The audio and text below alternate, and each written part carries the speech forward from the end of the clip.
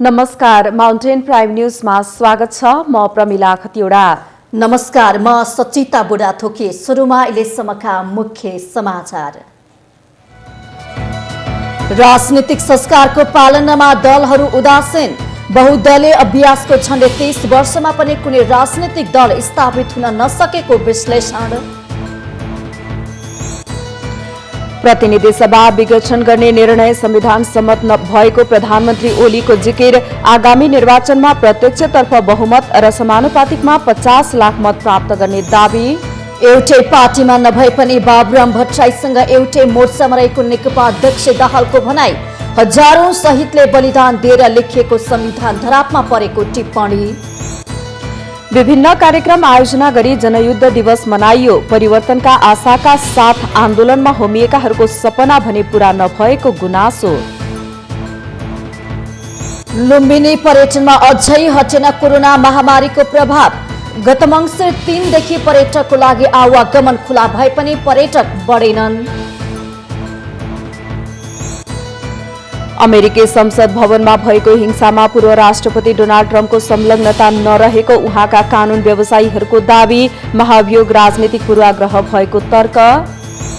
र राष्ट्रिय महिला लीग फुटबलमा एपीएफ र विराटनगरको जित। सावित्रा भण्डारीको 5 गोलसँगै एपीएफद्वारा वालिङ 6-0बाट तथा विराटनगरसँग चौदण्डी 2-1 गोलले पराजित।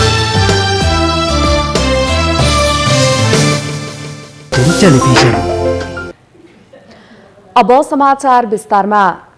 मुलुकको राजनीतिक वातावरण यति बेला धुमिल भएको देखिन्छ। राजनीतिक संस्कारको पालनामा दलहरू उदासीन बनेकाले पनि यस्तो अवस्था आएको हो।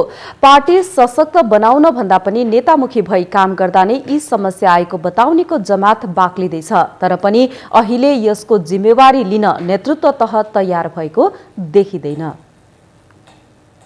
खेरको राजनीतिक वातावरणमा कुनै पनि पक्ष सबल र सक्षम देखिएका छैनन्। बहुदलीय अभ्यासको झण्डै 30 वर्षमा पनि बलियो एउटा पनि राजनीतिक पार्टी स्थापित हुन सकेन। प्रत्येक वर्ष जस्तो जुट्ने र फुट्ने परम्पराले राजनीतिक तिक्तता बनि नै रह्यो। त्यसमाथि पनि सत्तारूढ दल नै भूमिका विहीन भएको अवस्थाले देशको राजनीतिलाई नै दिशाविहीन बनाइरहेको यथार्थता सबैको अगाडि स्पष्ट छ। पार्टी मजबुत बनाउनु भन्दा नेता मजबुत बन्ने तर्फको यात्रामा राजनीतिक कर्मीहरू लागेकै कारण पनि यो दुरावस्था देशले भोग्नु परेको भन्नेहरू धेरै छन्। पार्टीमा जसरी पनि आफू हावी हुनुपर्ने राजनीतिक पात्रहरूकै कारण अझै पनि राजनीतिले सही दिशा पहिल्याउन सक्ला भन्नेमा कसैको विश्वास छैन। आज देश जर्जर छ, पार्टीहरू छेद विच्छेद छन्, सरकार अस्थिर छ।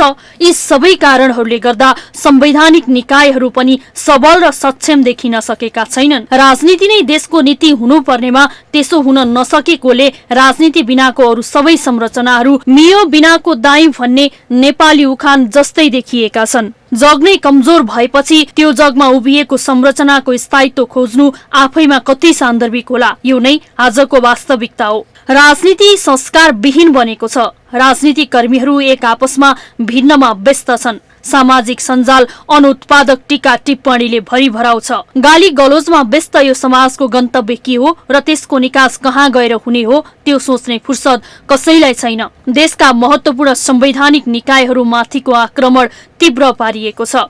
व्यक्तिलाई हेरेर मूलभूत संरचना माथि नै प्रहार हुने अवस्थाले भोलिको दिनमा जनआस्थाका केन्द्रहरू वितृष्णाको शिकार हुने हो कि भन्ने अवस्था जताततै छ। राष्ट्रपति कार्यालयमाथि भइरहेको अनावश्यक टीका टिप्पणीले देशको सर्वोच्च निकायको रूपमा सर्वमान्य रहनुपर्ने संविधानले दिएको संरक्षकको दर्जालाई निरन्तर चोट पुर्याइरहेको छ। स्वयं राष्ट्रपतिलाई पुरानो राजनैतिक प्रतिद्वन्दी जस्तो सम्झिँदै गरिने टीका टिप्पणीले राष्ट्रपति व्यक्ति होइन संस्था हो भन्ने कुरा पनि सबैले बिर्सेको जस्तो देखिएको छ। केही समय अगाडि एक राजनीतिक कर्मीले राष्ट्रपतिमाथि लाञ्छित गरेको विषयलाई लिएर सोधपुछको लागि प्रहरीले नियन्त्रणमा लियो। यो काम राज्यले विगतमा पनि गर्दै आएको निरन्तर अभ्यास नै थियो। प्रहरीले सोधपुछ गर्यो। सोधपुछ पश्चात अब आइन्दा त्यसो नगर्ने भन्ने भएपछि आवश्यक रिट पुर्याएर त्यो राजनीतिक कर्मीलाई मुक्त गरिदियो। विगतको पञ्चायती व्यवस्थामा पनि प्रहरीद्वारा सोधपुछको लागि नियन्त्रणमा लिएको कुनै राजनीतिक कर्मीलाई आत्मआलोचना गर्ने अवसर दिइन्थ्यो। आत्मआलोचना गर्ने क्रममा आत्मआलोचना गर्न नमान्ने राजनीतिक कर्मीलाई मात्र कानूनी कारबाही गरिन्थ्यो। आत्मआलोचना गर्नेलाई स्वत रिहा गरिन्थ्यो। अहिले ती राजनीतिक कर्मीले आत्मआलोचना गरेपछि निजको आफन्तको जिम्मा लगाएर रिहा गरियो। तर यो सामान्य प्रक्रियालाई अतिरञ्जित गर्ने काम भयो। पहिले छोड्नुपर्छ भन्ने, छोडिसकेपछि सरकार टिक्न सकेन भन्ने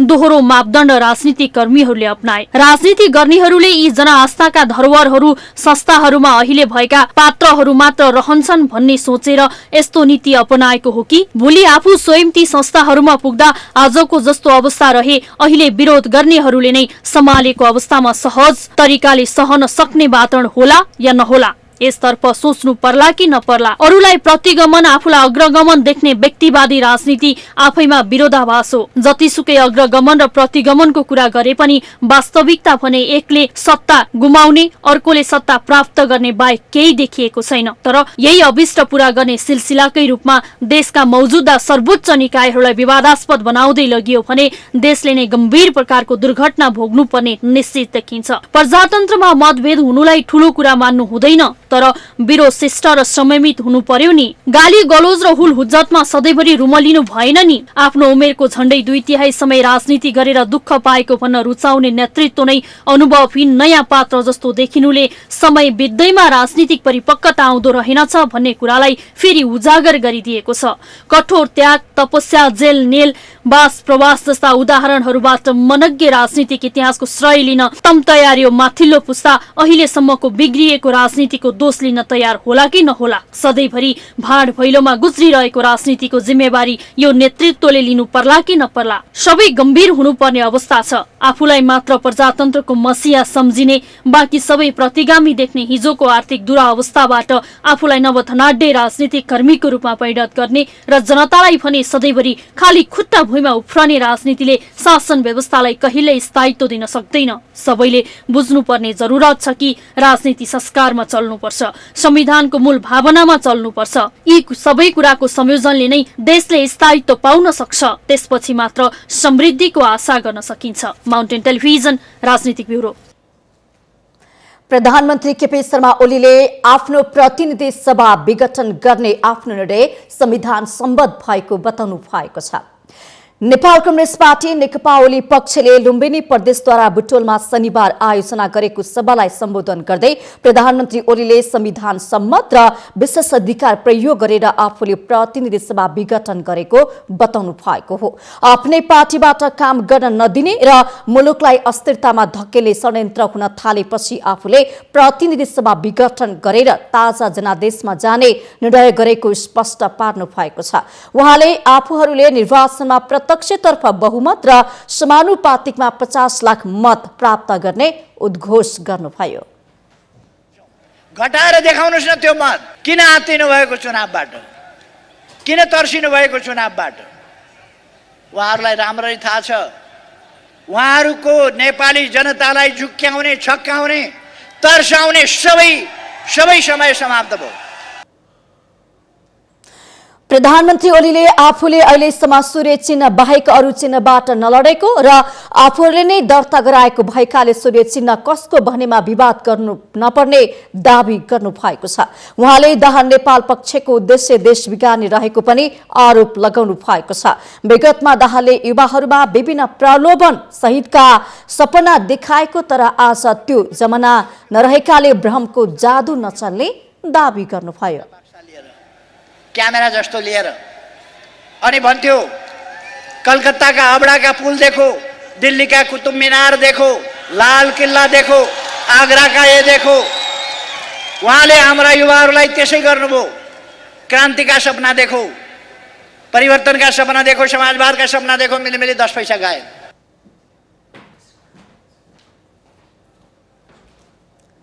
उहाँले केही दिन अगाडि काठमाडौँमा प्रचण्ड माधव समूहले गरेको सभालाई गाली पुराणको संज्ञा दिनुभयो।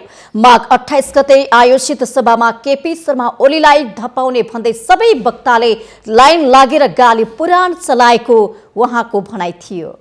उद्घोषकले भाषण गरे, 14-15 जना अरू वक्ताहरूले भाषण गरे लाइन लागेर। उहाँदेखिको लाइन के को लाइन भनेको वक्ताहरूको लाइन। एउटा आउँछ बोल्छ यता जान्छ, अर्को आउँछ बोल्छ यता जान्छ। विषय के छ भन्दा गाली पुराण, गाली पुराण खण्ड 1, गाली पुराण खण्ड 2, गाली पुराण खण्ड 3, गाली पुराण खण्ड 4, 17वटा गाली पुराणका खण्ड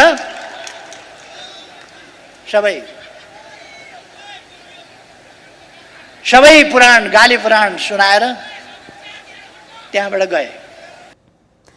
कार्यक्रममा उहाँले लुम्बिनी प्रदेशमा भएका विकास निर्माण तथा पुरातात्विक महत्त्वका विषयमा सरकारले गरेका कामहरूको पनि चर्चा गर्नु भएको थियो। उहाँले फागुन 3 गते दोस्रो पटक प्रधानमन्त्री भएको 3 वर्ष पुगेको अवसरमा सरकारले गरेका कामहरू सार्वजनिक गर्ने जानकारी पनि दिनु भएको छ। लुम्बिनी प्रदेशका मुख्यमन्त्री शंकर पोखरेल, अर्थमन्त्री विष्णु पौडेल लगायतले सभालाई सम्बोधन गर्नु भएको थियो। यसअघि प्रधानमन्त्री केपी शर्मा ओलीले शनिबार बुटोलदेखि पाल्पा जोड्ने केबल कार शिलान्यास पनि गर्नु भएको थियो।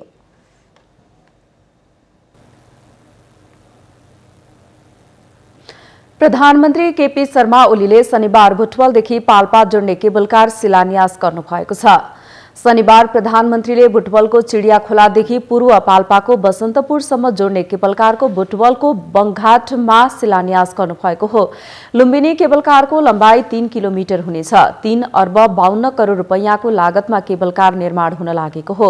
नेपाल सरकारले लुम्बिनी केबलकार प्रणालीलाई बुटवलदेखि बसन्तपुरसम्मको 3 किलोमिटर बीचमा पर्ने वन क्षेत्र उपयोग गर्न पाउने गरी स्वीकृति प्रदान गरिसकेको छ। कार्यक्रमलाई सम्बोधन गर्दै प्रधानमन्त्री ओलीले 1 वर्षभित्र केबलकार निर्माण हुने विश्वास व्यक्त गर्नुभयो। केबलकार निर्माणका लागि आवश्यक सहयोग गर्न सरकार तयार रहेको उहाँको भनाइ छ। रुख बिरुवाहरू हटाउनै पर्ने भएपछि त्यसलाई विधि अन्तर्गत अर्को ठाउँमा कसरी के व्यवस्था गर्ने भन्ने कुराहरू सबै तय छ। त्यसकारण यसलाई 15 दिन ढिलो गर्नु, 1 महिना ढिलो गर्नुको केही अर्थ छैन।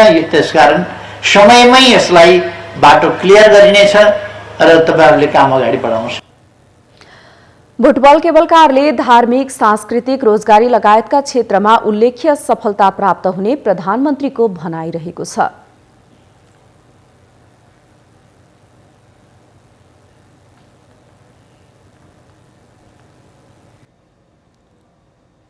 नेकपा दाहाल नेपाल पक्षका अध्यक्ष पुष्पकमल दाहाल प्रचण्डले डाक्टर बाबुराम भट्टराई र आफू अहिले एउटै पार्टीमा नरहे पनि मुद्दाको हिसाबले एउटै मोर्चामा रहेको बताउनु भएको छ। शनिबार काठमाडौँमा डाक्टर बाबुराम भट्टराईद्वारा लिखित गुमनाम आमाहरूको कथा पुस्तकको लोकार्पण समारोहलाई सम्बोधन गर्दै अध्यक्ष दाहालले यस्तो भनाइ राख्नु भएको हो। तत्कालीन माओवादी केन्द्र हुँदा प्रचण्डबाट बाबुराम भट्टराई पार्टी परित्याग गरेपछि एउटै मञ्चमा बसेर कार्यक्रम आयोजना गरिएको पहिलो पटक थियो। अध्यक्ष दाहालले अहिले बाबुराम भट्टराई एउटै पार्टीमा नभए तापनि मुद्दाको मोर्चामा एउटै ठाउँमा रहेको समेत बताउनु भएको छ। कथाभित्रका संस्मरणहरू, घटनाक्रमहरू, त्यहाँका पात्रहरू र पात्रहरूको सम्बन्धमा बाबुरामजीले गरेका विश्लेषणहरू सबैले नै हामीलाई फेरि एकचोटि गम्भीर आत्मसमीक्षा गर्नुपर्ने दिशातिर, गम्भीर संश्लेषण गर्नुपर्ने दिशातिर र अहिले देश जुन अवस्थामा छ त्यो अवस्थाको बारेमा गम्भीर रूपले विमर्श गर्नुपर्ने दिशातिर डोर्याएको मैले महसुस गरेको छु। यस्तै गरी शनिबार नै काठमाडौँमा गंगा कार्कीको पुस्तक दुस्साध्यै जनयुद्ध पुस्तक विमोचन गर्दै अध्यक्ष दाहालले जनयुद्ध कसैको रहर नभएको बताउनु भएको छ। कुनै नेता विशेषको रहरले जनयुद्ध नभएको बताउँदै उहाँले उत्पीडित र विभेदमा पारिएका वर्ग समुदायको चाहना र सहभागितामा भएको दावी समेत गर्नु भएको छ। यस्तै शनिबार नै जनयुद्ध दिवसको अवसरमा पेरिस डाँडामा आयोजित शहीद स्मृति तथा सम्मान कार्यक्रमलाई सम्बोधन सम्बोधन गर्दै उहाँले शहीदहरूको रगतबाट प्राप्त उपलब्धिलाई दक्षिणपन्थी र प्रतिक्रान्तिकारी किताबाट प्रहार गर्ने काम भएको बताउनु भएको छ। उहाँले शहीदको बलिदानलाई कुल्चने दुस्साहस नगर्न समेत चेतावनी दिनुभयो। धरापमा जाने हो कि कई हजारौं शहीदहरूले बलिदान गरेर रगतले लेखेको संविधान नै धरापमा पर्ने हो कि भन्ने खतरा पैदा भएको बेला पनि छ। त्यस्तो बेलामा तपाईहरुले यो जीवनगाथा प्रकाशित गरेर वैधानिक ढंगले अगाडि ल्याउनु भयो। यसको विशेष अर्थ र महत्त्व नेपालको इतिहासमा रहिराख्नेछ भनेर म ठान्छु र यसले हामीले रगत दिएर प्राप्त गरेको समावेशी लोकतन्त्र, गणतन्त्र, संघीयता, धर्मनिरपेक्षता जस्ता विषयहरूको रक्षाको निम्ति पनि। कार्यक्रममा सबै शहीद र शहीदका परिवारको सम्मानको प्रतीकको रूपमा शहीदका आमालाई सम्मान गरिएको थियो।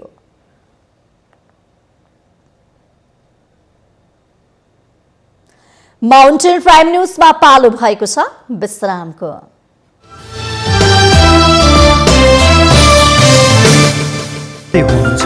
Mountain television. विश्रामपछि स्वागत छ। अब बाँकी समाचार। नेपालमा लामो समयको संघर्षपछि 2046 सालमा राजनैतिक परिवर्तन आयो, तर तत्कालीन नेकपा माओवादीले सो उपलब्धिको केही वर्षमै नयाँ आन्दोलनको घोषणा गर्यो। 2052 साल फागुन 1 गतेदेखि सुरु गरेको सशस्त्र द्वन्द्वलाई जनयुद्धको नाम समेत दिइयो। सो क्रममा 17,000 नेपालीको ज्यान गयो। तर शनिबार 26औं जनयुद्ध दिवस मनाइरहँदा भने परिवर्तनका आशाका साथ आन्दोलनमा होमिएकाहरूको सपना भने पूरा नभएको गुनासो गुन्जिरहेको देखियो। छ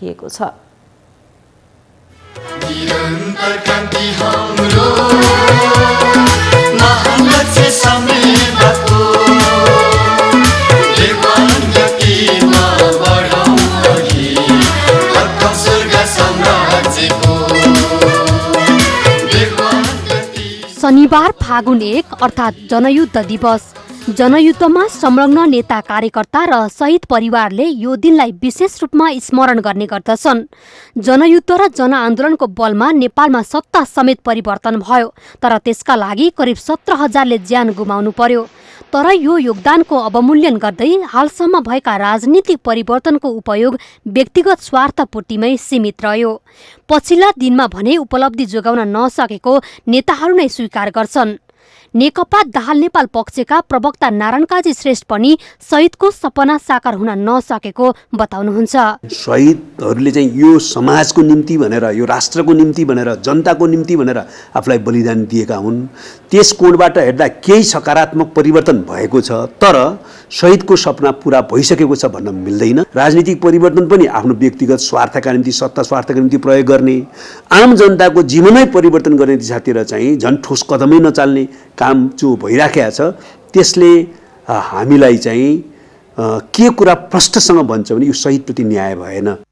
जनयुद्धको बलमा राजनीतिक परिवर्तन ल्याउन सम्भव भएकोलाई तत्कालीन माओवादी नेताहरू ठूलो उपलब्धिका रूपमा लिन्छन्। राजनीति वैचारिक र नीतिगत रूपमा प्रष्ट हुने हो भने संसारमा चमत्कार गर्न सकिने पाठ जनयुद्धले सिकाएको लेखक गंगा कार्की बताउनुहुन्छ।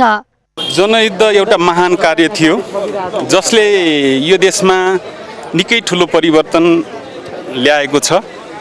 समाजमा थुप्रै खालका चाहिँ परिवर्तनहरू चाहिँ यसले स्थापित गरेको छ र यो चाहिँ संसारले हेर्न लायक, संसारले बुझ्न लायक र संसारले फेरि यसलाई अगाडि बढाउन लायक एउटा अभियानको रूपमा मैले लिएको छु। राजनीतिक, वैचारिक र नीतिगत रूपमा प्रष्ट हुने र नेतृत्वलाई चाहिँ विश्वास हुने हो भने संसारमा चाहिँ ठुला ठुला उद्यमहरू, ठुल्ठुला चमत्कारहरू गर्न सकिने रहेछ भन्ने कुरा हामीले जनयुद्धबाट सिकेका छौँ। जनयुद्धले समाजमा रहेको अनेक विभेदलाई अन्त्य समेत गरेको कतिपयको बुझाइ छ।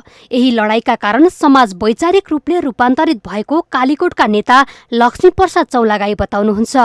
यो वास्तवमा आम नेपाली जनतामा रहेको विभिन्न खालको शोषण, दमन, उत्पीडन, त्यो जातीय, क्षेत्रीय, लैङ्गिक रूपमा रहेको विभेद अन्त्य गर्ने अथवा यसलाई न्यूनीकरण गर्ने अभियानको रूपमा हामीले सोच्नुपर्छ। यो साँच्चै जनताको एउटा ऐतिहासिक जनयुद्ध हो भनेर बुझ्नुपर्छ। आम जनताले गणतन्त्र र एउटा आफ्नो अधिकार प्राप्त गर्नुभएको छ। क्रमशः जनजीविका, रोजगारी र सबैको सुखी र समृद्धिको प्रक्रिया चाहिँ स्टार्टिङ भएको हुनाले यो अलिकति हामी क्रमशः हुन्छ भन्ने बुझ्नुपर्छ। तत्कालीन माओवादी नेपालमा परिवर्तनको नारा दिई थालेको युद्धको उद्देश्य परिवर्तन भए पनि यति बेला मुलुकको नभई नेताहरूको जीवनशैली मात्र परिवर्तन भएको आरोप लाग्ने गरेको छ। यदि नारा अनुसार नै मुलुक परिवर्तनमा नेताहरू ऊर्जा र समय खर्च गर्न सकेको भए जनयुद्धका नाममा ज्यान गुमाउनेहरूलाई वास्तविक रूपमा श्रद्धाञ्जली दिएको ठहर्न सक्थ्यो। माउन्टेन टेलिभिजनका लागि सङ्गीता अधिकारी, काठमाडौँ। प्रतिनिधि सभा विघटन गर्ने सरकारी कदम विरुद्ध अहिले राजनीतिक दलहरू सडक आन्दोलनमा गरिरहेका छन्। आन्दोलन गर्नेमा नेकपाको दाहाल नेपाल पक्ष, नेपाली कांग्रेस, जनता समाजवादी पार्टी जसपा, राष्ट्रिय प्रजातन्त्र पार्टी राप्रपा लगायत रहेका छन्। तर यी दलहरू छुट्टा छुट्टै आन्दोलन गरिरहँदा सरकारलाई दबाव भने हुन नसकेको विश्लेषण भइरहेको छ। नेपालका राजनीतिक दलहरू यति बेला फरक फरक नाममा आन्दोलन गरिरहेका छन्।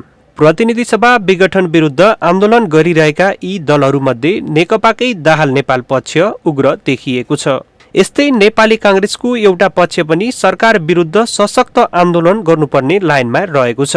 तर यी दलहरू छुट्टा छुट्टै सडकमा आउँदा आन्दोलन खासै प्रभावकारी भने हुन सकेको छैन। सोही कारण नेकपाको दाहाल नेपाल पक्षले कांग्रेससँग संयुक्त आन्दोलन गर्नुपर्ने प्रस्ताव गरेको छ।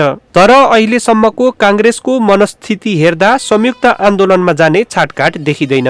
यसैबीच कांग्रेसका महामन्त्री डाक्टर शशाङ्क कोइरालाले कांग्रेसको आफ्नै प्रभावकारी संगठन भएकाले एकल रूपमा नै आन्दोलनमा उमिनुपर्ने अभिव्यक्ति दिइसक्नु भएको छ। नेकपाको दाहाल नेपाल पक्षसँग कांग्रेस सशंकित भएकाले पनि संयुक्त आन्दोलनमा रुचि नदेखाएको बताइएको छ। तर कांग्रेसले जनता समाजवादी पार्टी र राष्ट्रिय प्रजातन्त्र पार्टी जस्ता दलहरूसँग संयुक्त रूपमा आन्दोलनमा आउन सक्ने सम्भावना प्रति भने चासो बढिरहेको छ। फागुन 3 गतेसम्म पूर्व निर्धारित कार्यक्रम रहेकाले 3 गतेपछि बस्ने पार्टीको केन्द्रीय समितिको बैठकले संयुक्त आन्दोलनमा जाने वा नजाने भन्ने निर्णय गर्ने नेपाली कांग्रेसकी केन्द्रीय सदस्य कमला पन्त बताउनुहुन्छ।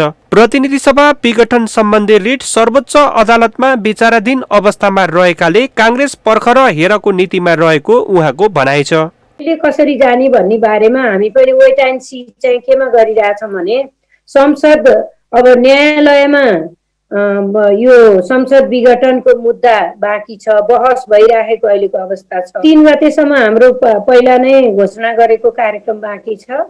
3 गते हरेक 77 जिल्लामा जिल्ला सदरमुकाममा हाम्रो प्रदर्शन हुन्छ, विरोध कार्यक्रम हुन्छ। त्यसपछि अब 3 गतेपछि फेरि पार्टी केन्द्रीय समिति बसेर अर्को कार्यक्रमको तयारी गर्छ। अब जोइनमा जाने नजाने भन्ने बारेमा हाम्रो त्यस्तो निर्णय भइसकेको छ। त्यस्तै राप्रपा आफ्नै तागतमा पार्टीका मूल्य मान्यताहरू स्थापित गर्ने अभियानमा अगाडि बढेकाले संयुक्त आन्दोलनमा सहभागी नहुने राप्रपाका केन्द्रीय सदस्य मोहन श्रेष्ठको भनाइ छ। सर्वोच्चमा बहस भइरहेको अवस्थामा पार्टीगत शक्ति प्रदर्शन गर्दा मुलुक मुठभेडमा जाने केन्द्रीय सदस्य श्रेष्ठको तर्क छ। राप्रपा राष्ट्रिय राजनीतिमा एउटा सुस्पष्ट विचार र अलग पहिचान सहित आफ्नै तागतमा चाहिँ आफ्ना मान्यताहरू स्थापित गर्ने अभियानमा विगतदेखि नै निरन्तर रूपमा लागिराखेको छ। प्रधानमन्त्री केपी शर्मा ओलीले पुस 5 गते संसद विघटन गरिसक्नु भएपछि जुन विभाजित भइराखेको छ, विशेष गरी यो संसद विघटनको वैधानिकताको बारेमा चाहिँ सर्वोच्च अदालतमा मुद्दा विचाराधीन रहेको अवस्थामा पनि शक्ति प्रदर्शन गर्ने, शक्ति देखाउने जुन होडबाजी चलिराखेको छ, यसले मुलुक चाहिँ मुठभेडतर्फ जान सक्ने खतरा चाहिँ देखिराखेको छ। त्यसर्थ राप्रपा यो बिचमा कुनै पनि संसद विघटनको पक्षमा अथवा विपक्षमा हुने कुनै पनि आन्दोलनमा छैन। हामी हाम्रा मान्यताका साथ हामी स्पष्ट रूपमा अगाडि बढिराखेकै छौँ। नेपाली कांग्रेस यति बेला ताजा जनादेशकी पुनर्स्थापना भन्नेमा नै अन्यल अवस्थामा छ। तर सडक आन्दोलन गर्नुपर्ने अवस्थामा भने अन्य दलसँग सहकार्य गर्नुपर्ने आम कार्यकर्ताको भनाइ छ। यो भन्दा अघि दलहरू आगामी कार्यदिशामा स्पष्ट हुन आवश्यक छ। माउन्टेन टेलिभिजनका लागि सरोज बस्याल, काठमाडौँ। नेपाली कांग्रेसकी केन्द्रीय सदस्य डाक्टर डिला संग्रौलाले अहिले राजधानीमा मासु भात खुवाएर जनता उतार्न सक्ने सरकार कोरोना कहरमा कता हराएको भन्दै प्रश्न गर्नुभएको छ। नेपाल प्रेस युनियन कैलाली शाखाले शनिबार धनगढीमा आयोजना गरेको पत्रकार सम्मेलनमा नेत्री संग्रौलाले यस्तो प्रश्न गर्नुभएको हो। कोरोनाको कारण स्वदेश फर्कन नपाएर जनता समस्यामा परेका बेला नेकपाका नेता सत्ता र कुर्सीको झगडामा व्यस्त रहेको उहाँले आरोप लगाउनुभयो।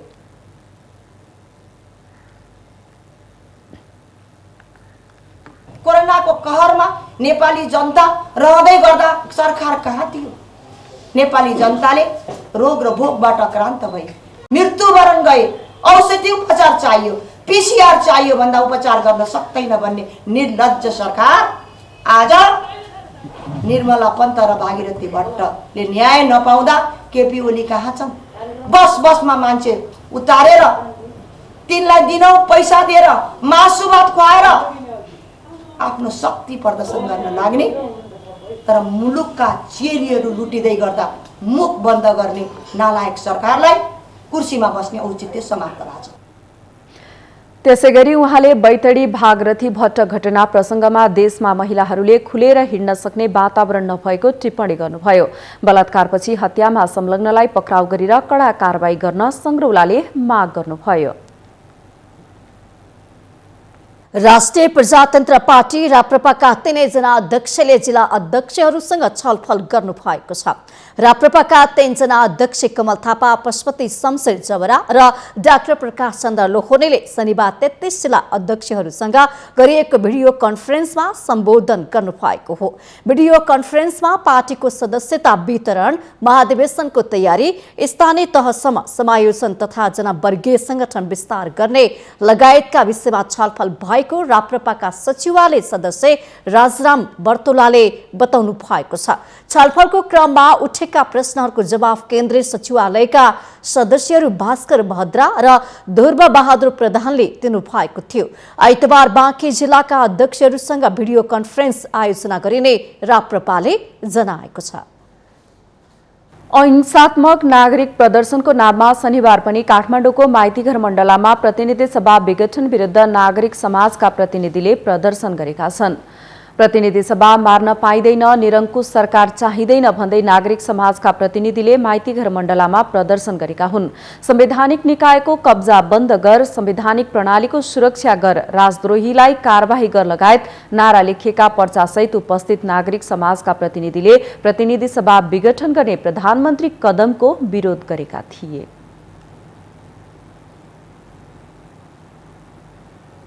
बलात्कारीलाई सार्वजनिक गर्न माग गर्दै काठमाडौँको माइतीघर मण्डलामा शनिबार पनि प्रदर्शन गरिएको छ।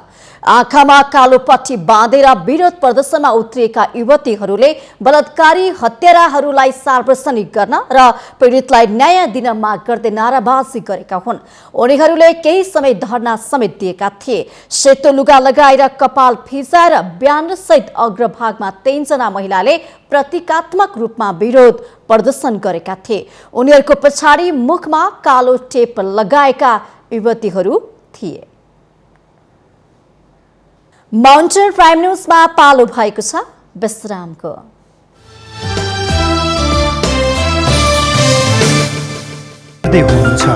Mountain television. विश्रामपछि स्वागत छ। अब बाँकी समाचार। पटक पटक कर्मचारी नियुक्तिका विषयमा विवादित बन्दै आएको रामेछाप नगरपालिका 3 शिक्षक नियुक्तिका विषयमा फेरि विवादित बनेको छ।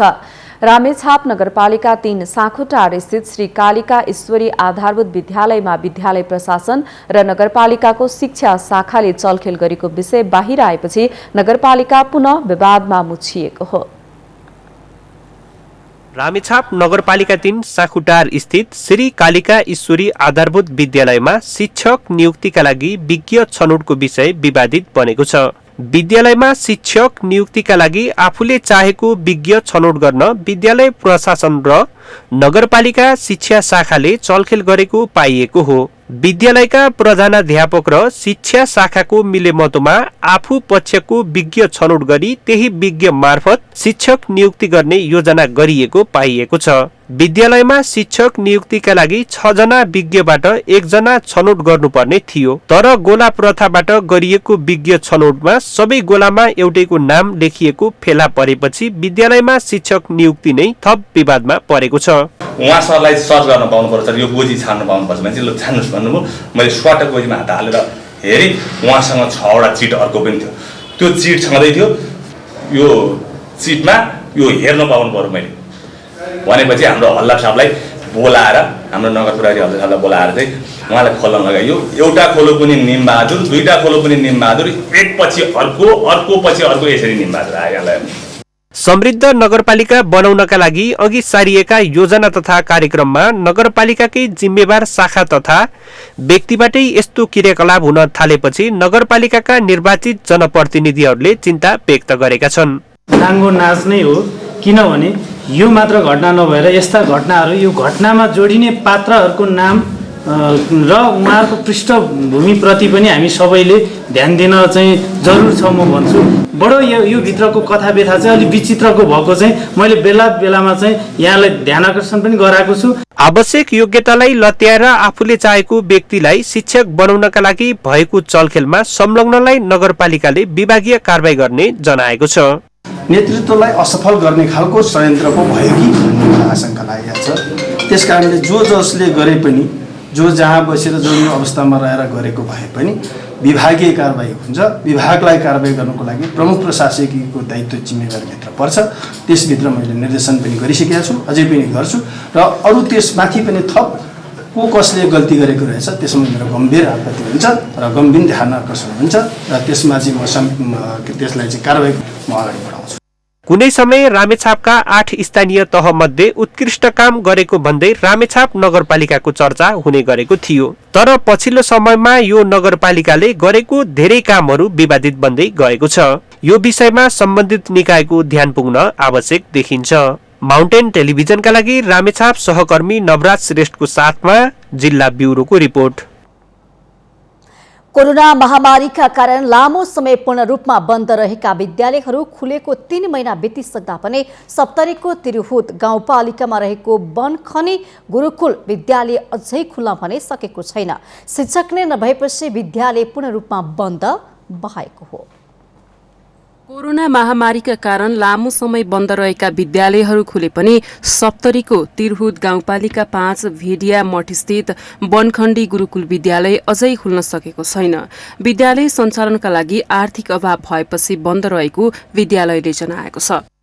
पहिला हाम्रो 3 सालदेखि त एकदम राम्रो थियो, तर यो कोभिड-19 को चलते यो हाम्रो विद्यार्थी पनि अल्पत्र भयो, टिचरहरू पनि अल्पत्र भयो अहिले। तर फेरि हामी यही 4 गतेदेखि सबै व्यवस्था भइसकेको छ। विद्यार्थीको पनि र टिचरको पनि हामी सञ्चालन 4 गतेदेखि एकदम राम्रो रूपमा चलाउँछु। विभिन्न दाताहरूको सहयोगबाट सञ्चालित बनखण्डित गुरुकुल विद्यालय 2074 मै दर्ता भएको हो, तर स्थानीय सरकारबाट हालसम्म कुनै किसिमको सहयोग नभएको र शिक्षक दरबन्दी समेत नदिएको कारण विद्यालय सञ्चालन हुन नसकेको विद्यालय संरक्षक समितिले जनाएको छ। अघि पनि हाम्रो अध्यक्षले भन्नुभयो,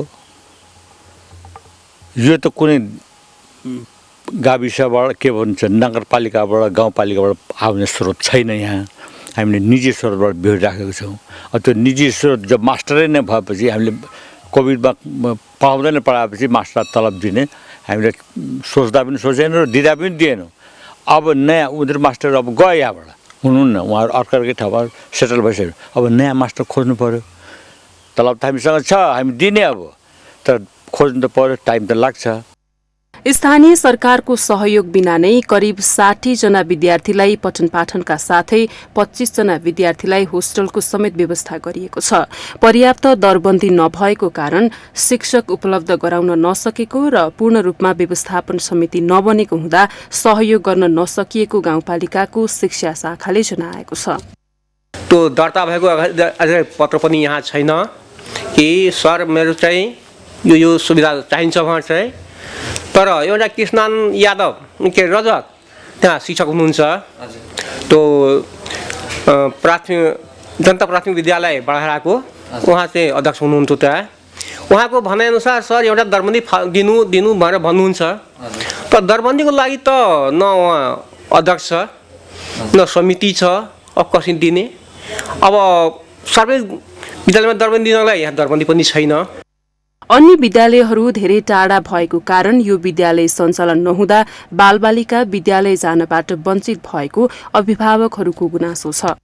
बन्द भएकोले त सरकारी स्कुलमा कडेरीमा पढै छै आ जे बच्चा सब नहीं जा सकै छै त ओना घरे में बैठल छै ओते दूर नहीं जा सकते छोटका बच्चा सब आ बड़का सब त आब जाय छै कोई साइकिलो से जाय छै कोई पैदलो जाय छै त ओते पढ़ै छै। हमरा आर के बच्चा के त तकलीफ हेबे करे छै बिना कडेरी में ओते दूर जाय छै लग में छले गुरुकुल पढ़ै छले खौनी कहै छले से बंद भए गेलै 1 महीना से हमरा आर के दुख होइए तकलीफ होइए।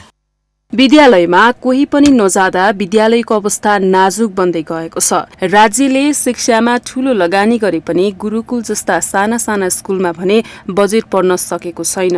यस विषयमा सरकारवाला निकायले समयमै ध्यान दिन जरुरी छ। माउन्टेन टेलिभिजनका लागि सप्तरी सहकर्मी सुमन रायमाझी र क्यामेरामा चन्दु मिश्रको सहयोगमा जिल्ला ब्युरो। हामीसँग आर्थिक अन्तर्राष्ट्रिय र खेल समाचार अझै बाँकी छन्। माउन्टेन प्राइम न्यूजमा पुनः पालो भएको छ विश्रामको।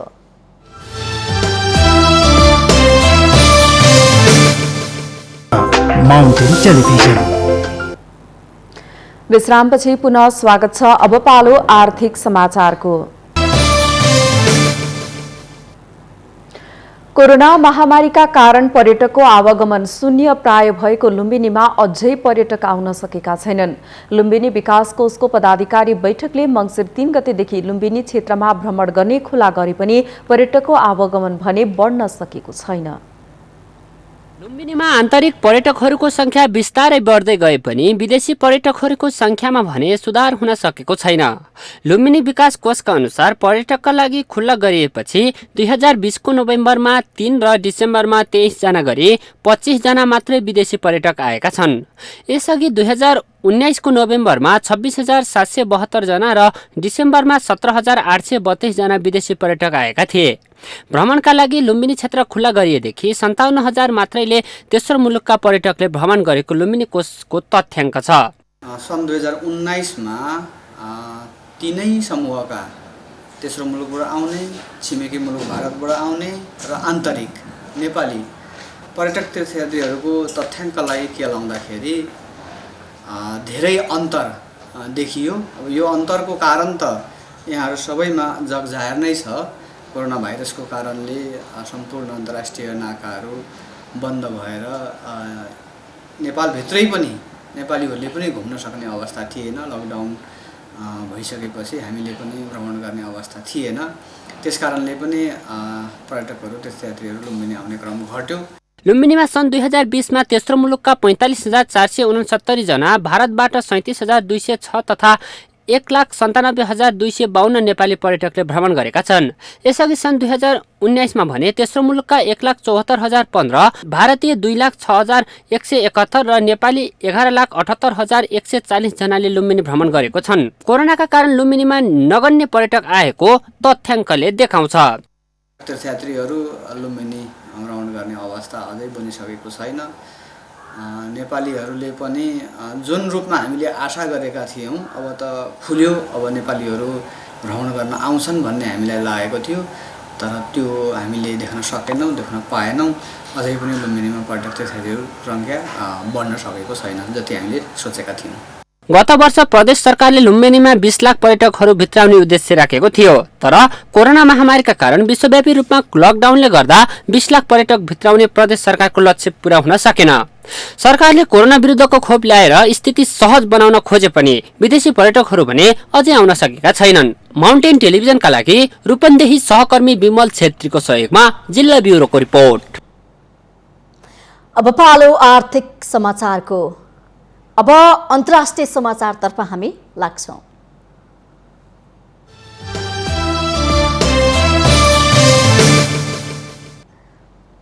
अमेरिकी पूर्व राष्ट्रपति डोनाल्ड ट्रम्प 6 जनवरीमा हिंसा भड्काएको आरोपबाट मुक्त हुनु भएको छ। टिनेटमा भएको मतदानमा ट्रम्प विरुद्ध लागेको आरोप प्रमाणित गर्न चाहिने 2/3 त पुग्न नसकेपछि उहाँ आरोप मुक्त हुनु भएको हो। शनिबार 5औं दिन ट्रम्प विरुद्ध दोस्रो पल्ट लगाइएको महाअभियोग प्रस्तावबारे सुनवाई पूरा गरेर मतदान गरिएको थियो। मतदानमा 57 सिनेट सदस्यले ट्रम्पलाई दोषी करार गर्दा 43 जनाले दोषी देखेनन्। ट्रम्पलाई दोषी ठहर गर्न सिनेटलाई 2/3 अर्थात् 67 मत आवश्यक थियो। ट्रम्प विरुद्ध सिनेटमा जनवरी 6 का दिन राजधानी वाशिंगटनमा हिंसा भड्काएको भन्दै 2 पल्ट महाअभियोग प्रस्ताव पेश पनि भइसकेको छ।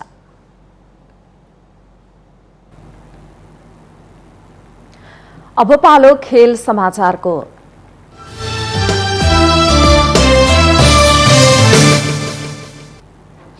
इंग्लिश प्रिमियर लीग फुटबलमा शीर्ष स्थानको म्यान्चेस्टर सिटीले नवौं स्थानमा रहेको टोटनह्याम हटस्पर विरुद्ध 3-0 को सहज जित निकालेको छ। शनिबार राति घरेलु मैदानमा सम्पन्न खेलमा सिटीले फराकिलो जित निकाल्दै अग्रता बलियो बनाएको छ। म्यान सिटीलाई जिताउन गोल्डोगानले 2 गोल गर्दा रोड्रीले पेनाल्टी मार्फत 1 गोल गरे। 3 खेलाडीले पहेँलो कार्ड खाएको टोटनह्याम खेलको सुरुवातदेखि नै दबावमा रह्यो। जितसँगै शीर्ष स्थानको म्यान्चेस्टर सिटीले 23 खेलबाट 53 अङ्क जोडेको छ। नवौं स्थानमा रहेको टोटनह्यामको 23 खेलबाट जम्मा 36 अङ्क भएको छ।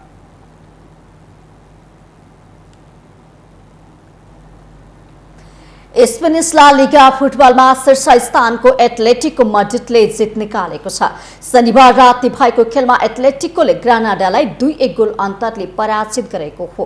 खेलको 63औं मिनेटमा मार्कुस लोरेन्टेले गोल गर्दै एथलेटिकोलाई 1-0 गोल अग्रता दिलायो। तर 66औं मिनेटमा एन्जल हरेराले गोल गर्दै ग्रानाडालाई 1-1 को गोलको बराबरीमा ल्याए। त्यसपछि खेलको 74औं मिनेटमा एन्जल कोरियाले गोल गर्दै एथलेटिकोलाई 2-1 को जित दिलाए। जितसँगै एथलेटिकोले 21 खेलबाट 54 अङ्क जोडेको छ भने ग्रानाडा 30 अङ्क जोडेर तालिकाको 8औं स्थानमा रहेको छ। माउन्टेन प्राइम न्यूजमा पुनः पालो भएको छ विश्रामको।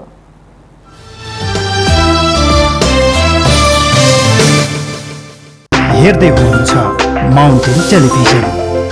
माउन्टेन प्राइम न्यूजको अन्त्यमा अहिलेसम्मका मुख्य समाचार पुनः एकपटक। राजनीतिक संस्कारको पालनामा दलहरू उदासीन।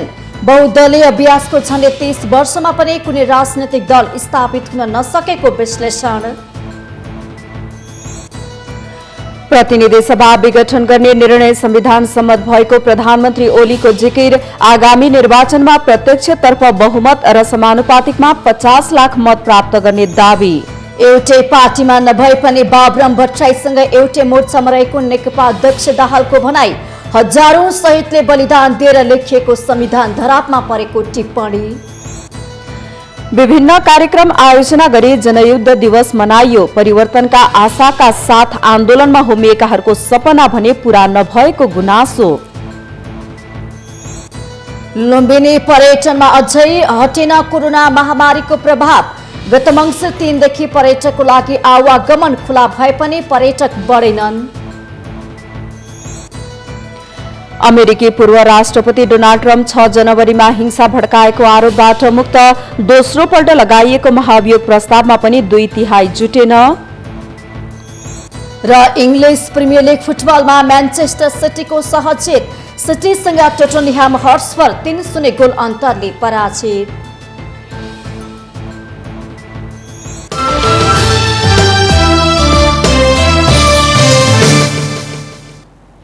माउन्टेन प्राइम न्यूज अहिलेलाई यति नै। सत्य, तथ्य र निष्पक्ष समाचारको लागि हेर्दै रहनुहोला माउन्टेन टेलिभिजन। नमस्कार।